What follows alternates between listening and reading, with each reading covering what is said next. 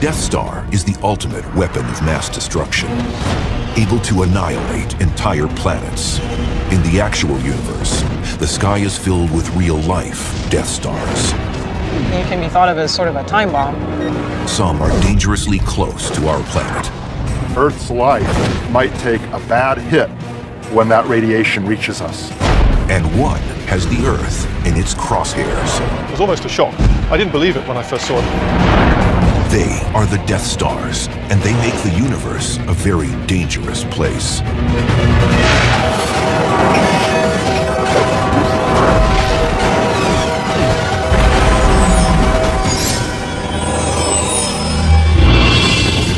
Thousands of light years from the Earth, a supermassive star is preparing to hit the self-destruct button. Stars explode every day in the universe, but this one is different. It lurks in the constellation Sagittarius, the mythological archer of the celestial zodiac. The star is called WR-104, and its destructive force could be targeting us and taking aim at our fragile blue planet with enough deadly radiation to ignite our protective ozone layer. This would incite drastic climate change, cause the extinction of many plant and animal species, and potentially the demise of mankind. WR-104 is just one of millions of massive Death Stars in the universe. These savage celestial bodies are aging giants, preparing to blast themselves into a stellar afterlife. At that point, the outer layers of the star have nothing left to support them against gravity, so they suddenly fall inwards. Their last breath can ignite the biggest explosion in the known universe. A gamma-ray burst. A blast far exceeding the energy output of our own sun over its entire 10 billion year life. If one were to target the Earth, life as we know it could cease to exist. This is what could happen with WR-104, making it a real-life Death Star. In the film Star Wars, the Death Star is the dark side's ultimate weapon. The predatory star is pure science fiction, but the reality is much scarier. A Death Star in real life is a star that blows up and blasts any nearby planets with deadly radiation. You know, that's a real Death Star. WR-104 is what's known as a Wolf-Rayet A star. They are the largest stars in the universe, hulking beasts 30 times bigger than our own sun, each of them counting down to Armageddon. Discovered by French astronomers Charles Wolf and Georges Rayet in 1867, Wolf-Rayet stars are the outlaws of the universe. Stars live by the credo, live fast, die young, leave a good-looking corpse. And the bigger they are, the faster they live, and the faster they live, the more violent their end.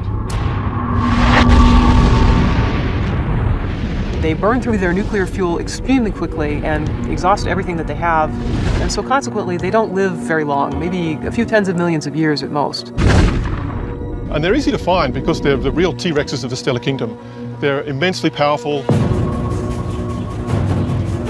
In the year 2000, Australian astronomer Peter Tuthill began studying Wolf-Rayet 104, some 8,000 light years from Earth.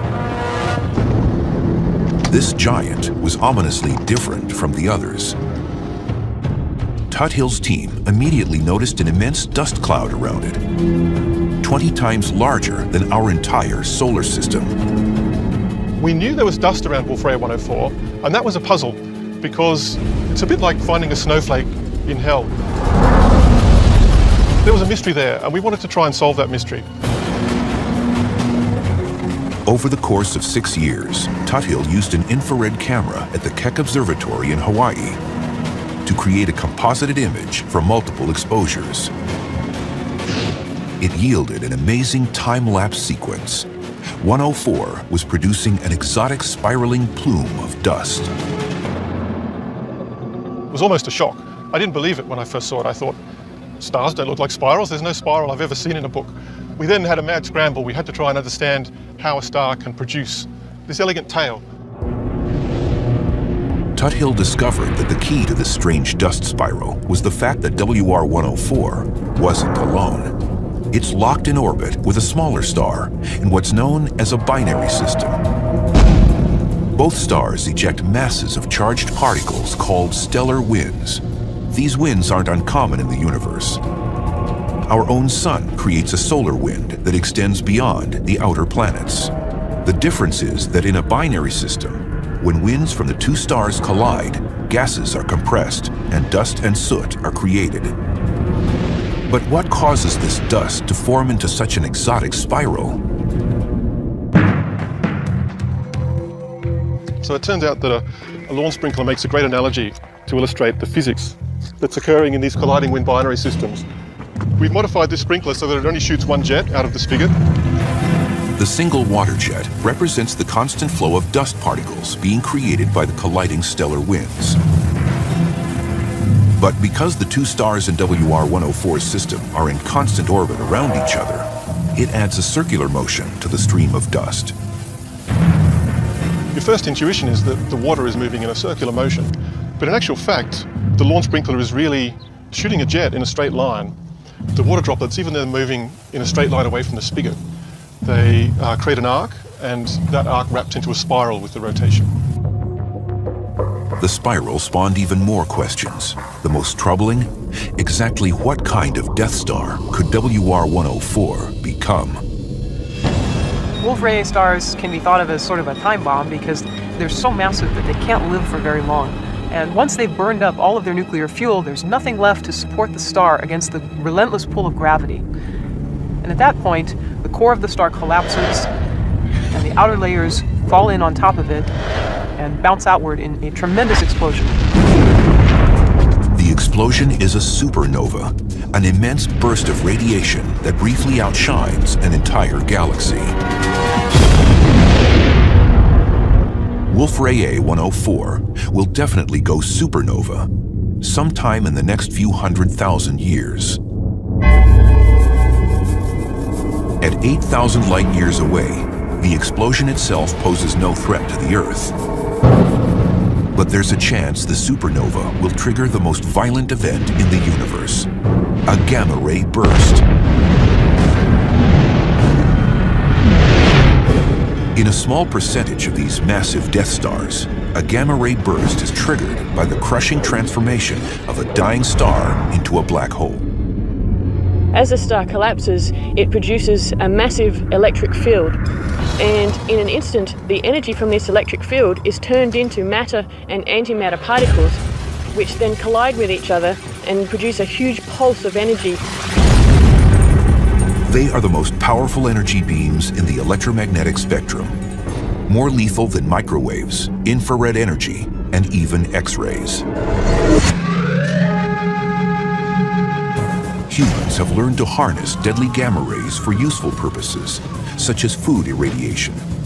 By using gamma rays, food processors can eliminate microorganisms, bacteria, viruses, and insects. But the amount of gamma radiation applied is an extremely tiny fraction of the energy released in a stellar gamma-ray burst. Gamma-ray bursts produce so much radiation that if we were to create a gamma-ray burst on Earth, it would be like a huge number of nuclear bombs going off. It would be devastating for life on Earth. For the human race, the most critical piece of information about gamma-ray bursts is the direction of fire. At the moment of collapse, the star becomes a dense, flattened disk, and the rotational axis poles are its only openings free of dense star matter. You get two relatively evacuated regions along the poles, and it's along those directions that material can be ejected because it encounters relatively little resistance. So this container of yogurt provides a nice analogy for what happens in a gamma-ray burst. I'm going to drop the container of yogurt And because of the sides of the container, yogurt is not going to be able to go out along those directions. But the top of the container is open, so yogurt is going to squirt out along the top. Watch what happens. So the yogurt went squirting basically straight up. It couldn't go out the sides because it was blocked by the sides of the yogurt container. And that's a nice analogy for what happens in a gamma ray burst. The greatest concern for humans is the direction that the gamma ray burst is firing. If the axis of the collapsing star is pointing in our direction, we could be in serious trouble. When Peter Tuthill's team studied the plane of orbit of WR-104's dust plume, they came to a shocking realization. This spiral was the key that unlocked a lot of these secrets. And where things start to get a little scary is that this system, at first blush, appears to be almost face-on. We're looking right down the axis at the heart. It's like looking at a plate, a dinner plate. If you take that plane and you tilt it to the line of sight, it looks inclined. You're no longer looking at a circular dinner plate. Further examination suggests the rotational axis of the dust plume appears to match the rotational axis of the Wolf-Rayet star itself, meaning the Earth is staring directly down the barrel of a gun. That means that if this star becomes a gamma ray burst when it blows up, one of the two jets will be pointing toward us. The beautiful spiral of Wolf-Rayet 104 is suddenly a messenger of doom. Some 8,000 light years from Earth, two stars are locked in a gravitational dance. Their stellar winds ejecting a vast cloud of dust in a graceful spiral. But there's more to this star couple than just a beautiful tale. The larger of the two, Wolf-Rayet 104, is a massive Death Star on the verge of exploding as a supernova. That much is certain. The real mystery is, will it also unleash a gamma ray burst, or GRB, the most powerful burst of energy in the universe? The question is an important one for all on Earth, especially considering the star's axis may be pointing directly at us. That means that when it blows up, if it becomes a gamma ray burst, the jet could be pointing straight at us.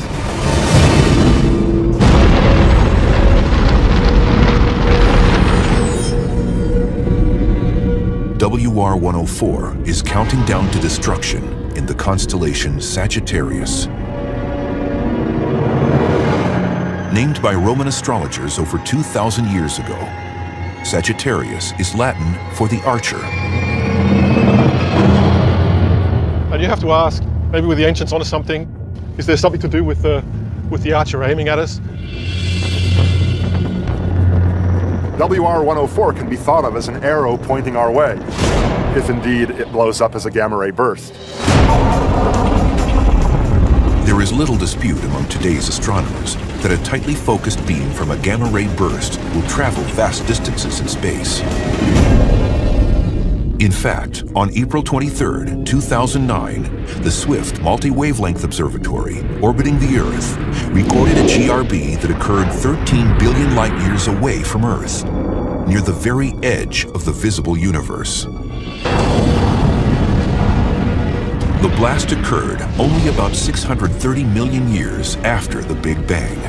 This means that gamma rays from the exploding star traveled at the speed of light for 13 billion years before they were visible to us, making this gamma ray burst the oldest stellar object in the known universe. We know of no star or galaxy that's farther away than this gamma ray burst. It's the single most distant discrete object ever seen. At only 8,000 light years, a GRB blast from Wolf-Rayet 104 could be catastrophic. The flash that we would see if Wolf-Rayet 104 went off would be much brighter than the sun, especially at gamma ray energies. A single gamma ray burst can easily exceed the total light output of millions of galaxies. And each of those galaxies contains 100 billion stars. This Death Star is a ticking time bomb. Scientists know for sure it will go supernova. But questions remain about its potential to unleash a gamma-ray burst in the direction of Earth. That's the first point we need to establish. If it does produce a gamma-ray burst, is that gamma-ray burst pointing towards us? The spiraling axis of the star appears to be aimed in the direction of Earth. But with thousands of light years to travel, would the GRB beam actually hit the target? Would the Archer's aim be true? We know it's pointing roughly toward us, but it could be pointing sufficiently away that the beam of radiation from the gamma-ray burst, if it turns into a gamma-ray burst, will actually miss us.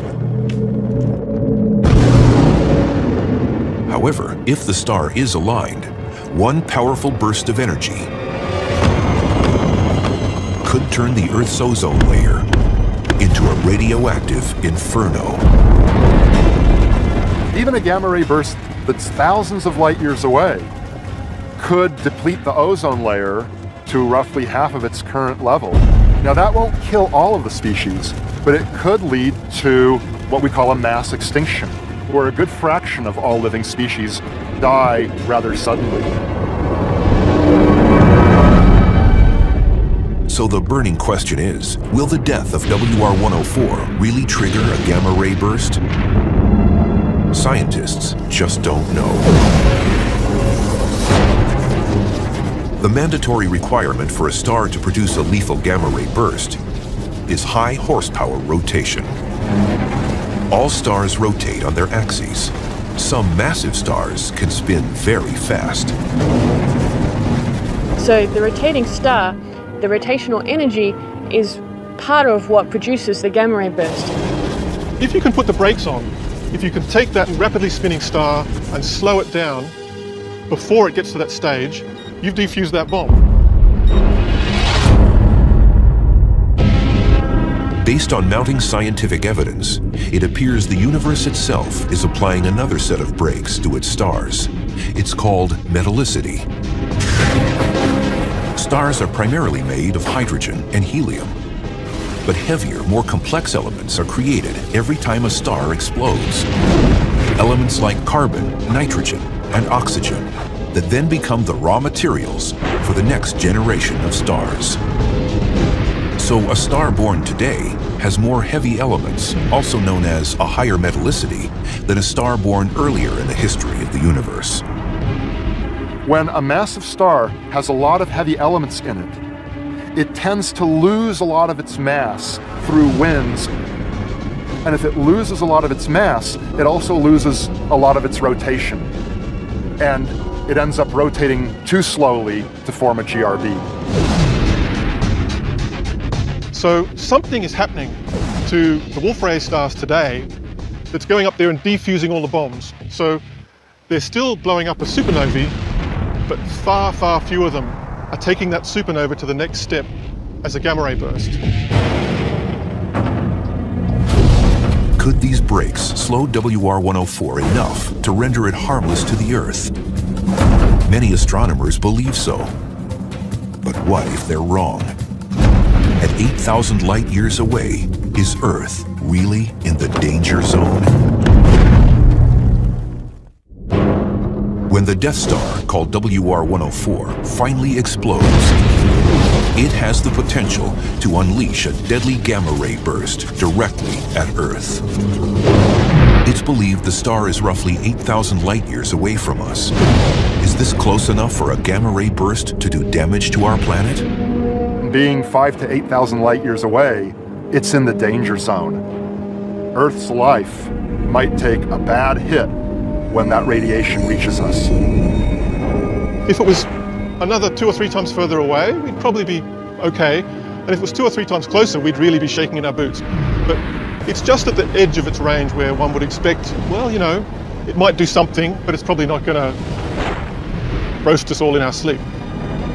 So perhaps once every billion years or so, there's a gamma-ray burst that's sufficiently close and sufficiently well pointing toward us that we need to worry. Death stars of all sizes populate the universe. But stars are not the only entities capable of such violence. The universe is also home to death galaxies, like 3C321, also known as the Death Star Galaxy. 3C321 is a galaxy with a giant black hole in the middle, millions of times the mass of our sun. Just outside the black hole's edge, the chaotic churning of magnetic fields and gravitational pull has ignited a high-energy particle jet. These jets are not uncommon, but this one is delivering a beating to its nearest neighbor. The case of 3C321 is very interesting because there happens to be another galaxy 20,000 light years away. The stars in that galaxy are being blasted by the energetic particles and radiation from one of these jets.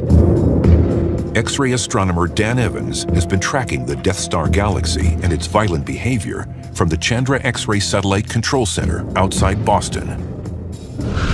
So we see black holes do kind of strange things, but only a very small fraction emit these powerful jets of particles. And a fraction even smaller, such as the 3C321 galaxy, the Death Star Galaxy, smack into other companion galaxies, so that's incredibly rare.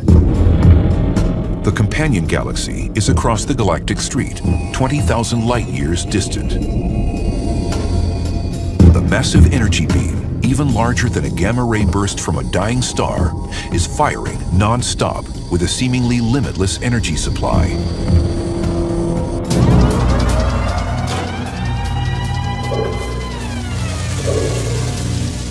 So what we're looking at here is the best terrestrial analogy for the Death Star Galaxy, 3C321. A jet is racing out of the black hole, close to the speed of light, and it's actually normally would propagate up to about 1 million light years away. But in the special case of 3C321, that jet is slamming into the side of the companion galaxy. And in doing so, it's becoming disrupted and distorted and bent away. And that's wreaking all sorts of havoc for that companion galaxy. Much like the building is deflecting the water jet, the planets and stars in the victimized galaxy are deflecting most of the attacking particles. So this jet is actually a massive beam of energy and particles. These particles have been superheated such that they form a plasma. Plasma is a mix of super hot, charged electrons and ions funneled into the jet by the black hole's immense magnetic field. So jets that race out of black holes are actually incredibly energetic. And in fact, they can accelerate particles such that they emit light, maybe even up to gamma rays. So these rays are incredibly powerful. And very long-lasting. Some estimates say the energy jet from the Death Star Galaxy has been firing for nearly 2 million years. For its fuel, 3C321 simply devoured an entire galaxy. It's got a lot of fuel. What we actually think is happening here is that there's been a previous merger. So another galaxy has fallen in to the main galaxy. We can see this beautiful dust lane, which implies that the galaxy has been shredded already. And so that act of shredding drives mass down onto the black hole. After consuming another galaxy's provision of plasma particles, the Death Star Galaxy has to somehow energize the particles into a jet. Black holes have powerful magnetic fields and super fast spin rates, a combination that somehow ignites the particle jet. Scientists believe the reason the jets fire in one direction has to do with all the dust and gas circling the black hole. In the case of an active galaxy like 3C321, which has a supermassive black hole in the center, you often have a donut or torus of material surrounding it. In that case, highly energetic particles near the black hole can't emerge from that region through the donut along the plane of the galaxy. They can only emerge along this axis where there's relatively little obstructing material.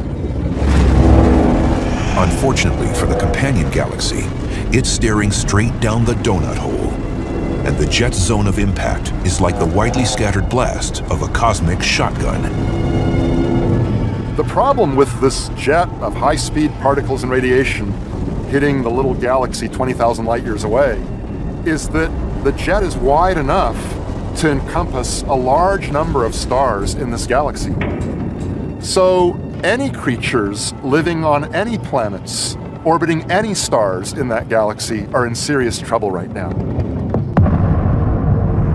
What if it were our own Milky Way being blasted by the Death Star galaxy? Put Earth in the path of the jet, and the effect on the ozone layer would be enormous and deadly. The gamma rays from the jet in 3C321 convert nitrogen gas into nitrous oxides, and it's those nitrous oxides that actually act as a catalyst in the destruction of ozone.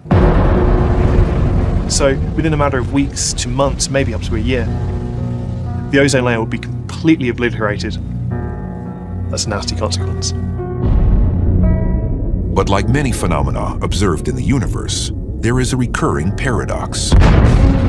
From death comes life. 3C321 not only destroys, it also creates. It's one of my favorite things about 3C321 is it demonstrates really clearly that black holes don't just gobble everything up in the universe. They're not all complete harbingers of destruction. The jet that is coming out of 3C321 is hammering into the side of the companion galaxy. And yes, of course, that's a destructive force. But the ultimate legacy, actually, is that the gas clouds that get compressed during this interaction can actually form stars, and the stars can form planets, and the planets may even form life. So there's this beautiful cycle of birth and rebirth and destruction that's synonymous with the universe and black holes.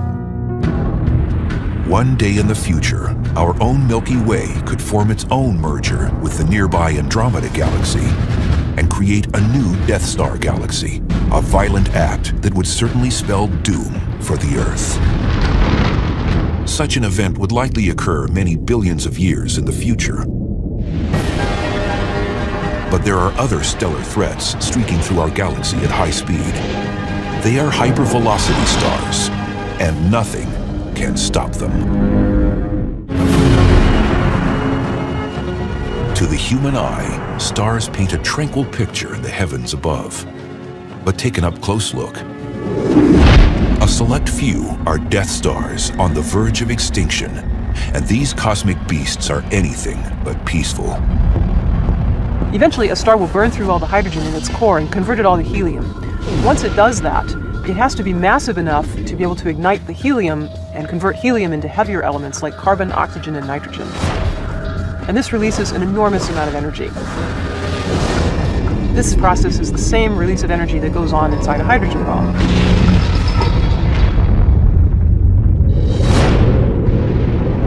Though they are incredibly violent, most of these stars will one day burn up and slip quietly into the afterlife as stellar corpses called white dwarf stars, smallish balls of electrons and nuclei destined to never again burn brightly.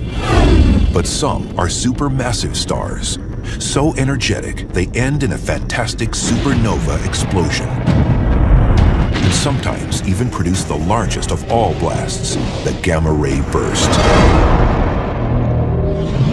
But for a few massive Death Stars, the end is a new beginning. Consider the second life of a neutron star.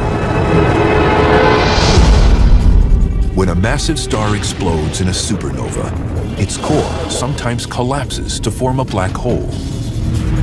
But much more frequently, if the core isn't massive enough to create the black hole, it forms something almost as weird, a neutron star, a small but incredibly dense body. It actually has a huge amount of material compressed into a very small space. So you have, for example, the mass of our entire sun squeezed into a space maybe only a couple of tens of miles across. The gravity is so strong that the protons and electrons inside the atoms of the star are actually pushed together to form neutrons. And a neutron star can remain stable for billions of years. Neutron stars by themselves pose no danger to their celestial neighbors, unless they can find a partner. You can also get another death scenario for stars where there's a sort of mutual suicide pact between two neutron stars. These are called co-orbiting neutron stars, a phenomenon initiated when two neutron stars begin an intimate but doomed relationship. Their orbit narrows over millions of years until they finally meet in a flash of light. And in so doing, they can generate a violent explosion, a second life in a sense. So there's two different types of gamma ray bursts. There's short bursts, which have durations of less than 2 seconds, and we think that short bursts are produced by merging neutron stars. The short bursts are different than the longer GRBs produced by collapsing massive stars. The gamma ray burst emitted by two colliding neutron stars may be short, but it's powerful, equal to the energy released by the sun over its entire lifetime in less than 2 seconds. The worry for us? At least 24 pairs of orbiting neutron stars exist in the Milky Way. A very nearby gamma ray burst, first and foremost, would get rid of much of the ozone layer. That could have disastrous effects on Earth.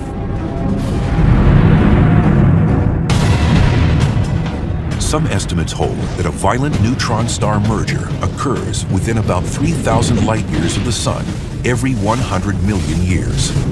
That's about the same interval as the mass extinction events recorded in the Earth's fossil record. Is it coincidence, or should we worry that the last tango of two dying stars might eventually blast the Earth's ozone layer with deadly gamma rays and alter the planet? Scientists don't know the answer. The chances are probably about the same as a runaway star plowing headlong into the Earth. It's a remote possibility, but fearsome to contemplate. You could actually have the possibility that a collection of stars that perhaps were all together in the same neighborhood interacting with each other sometimes ejects a star just to wander off on its own. As far as we know, there are no wandering stars headed our way, but if that were to happen, it could be quite interesting. One scenario could see the Earth's orbit around the Sun disrupted by the gravitational pull of the wandering star. One dramatic possibility is that such a wandering star simply kicks the Earth entirely out of the solar system. And so we're now wandering around without a source of energy, the Sun. No one really knows what would happen. It really depends upon the angle of approach, the mass of the star, etc.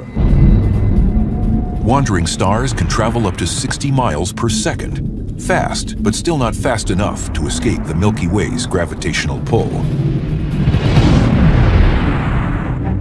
But there are some supercharged turbo models that could actually break free and rocket out into the universe. These are called hypervelocity stars. Hypervelocity stars are normal stars like the Sun, except that they're moving out of the galaxy at well over 1 million miles an hour. And that's beyond the escape velocity of the Milky Way.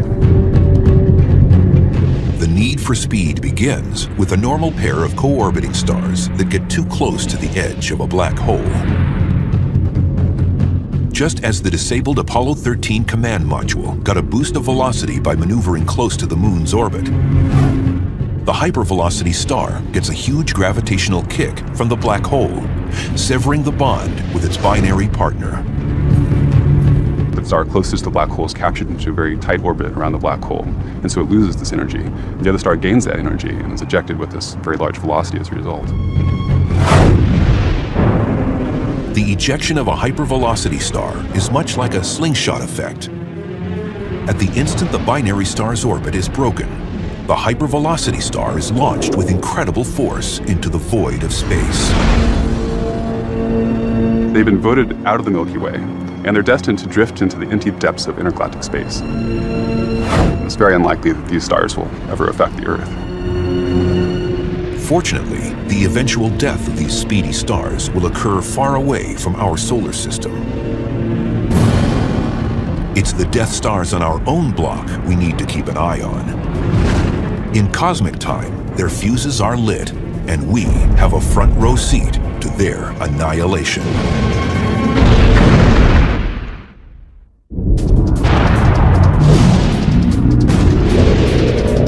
In remote corners of the universe, countless stars are biding their time on death row, sentenced to spectacular, violent endings. Closer to home, there are a few dozen stars within 20 light-years of the Earth, and a few of these are preparing for death. I think we're safe from the dangers of a normal supernova. In the case of a gamma ray burst, we're not so sure. One is in the stellar system Eta Carina, a supermassive star about 100 times bigger and 1,000,000 times more luminous than the Sun.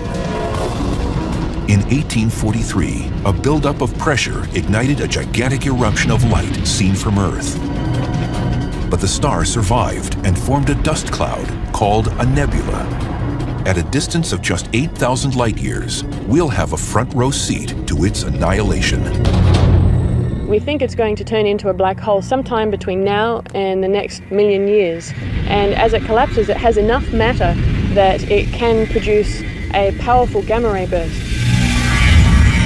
Unlike the star, Wolf-Rayet 104, Eta Carina doesn't have us in its crosshairs.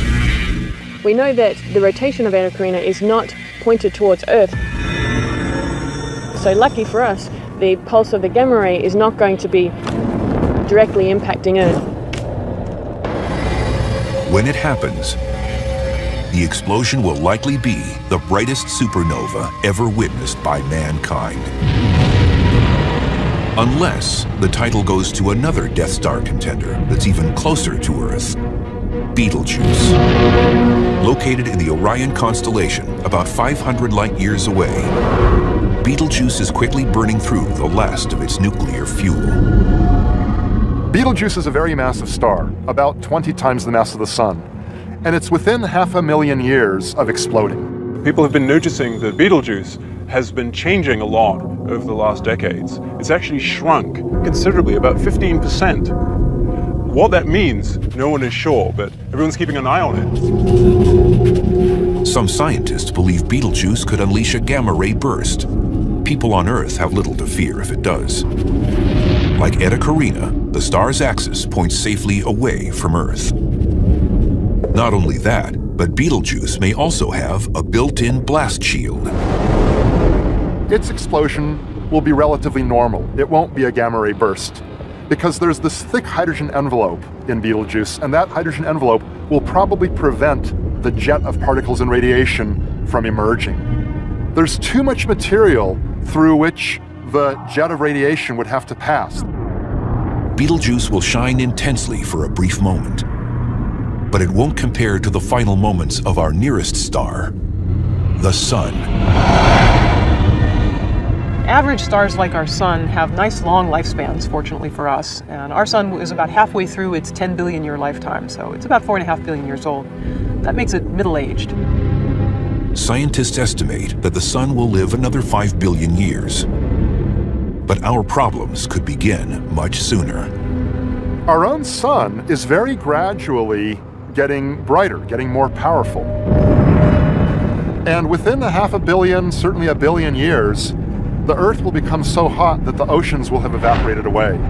So we don't quite have 4 or 5 billion years to worry about this problem. We have to worry about it on timescales of hundreds of millions of years. Billions of years after the Sun renders the Earth devoid of life, it will enter a final phase known as a red giant.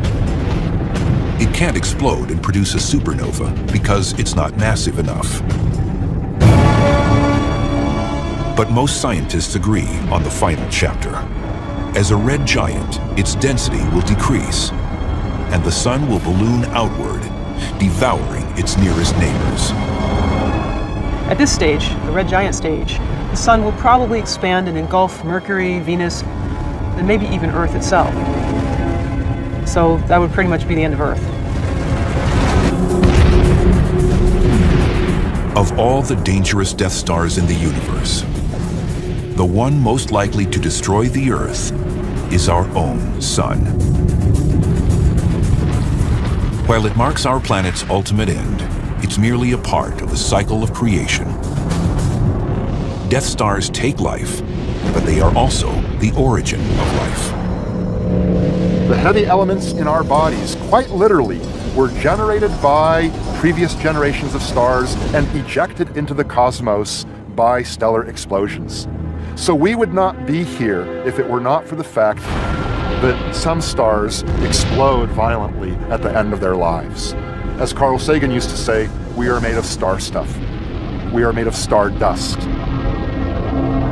As the explosions continue, the resulting heavy elements may one day reseed the very foundations of life far from the Milky Way, on a new blue planet, in a new corner of the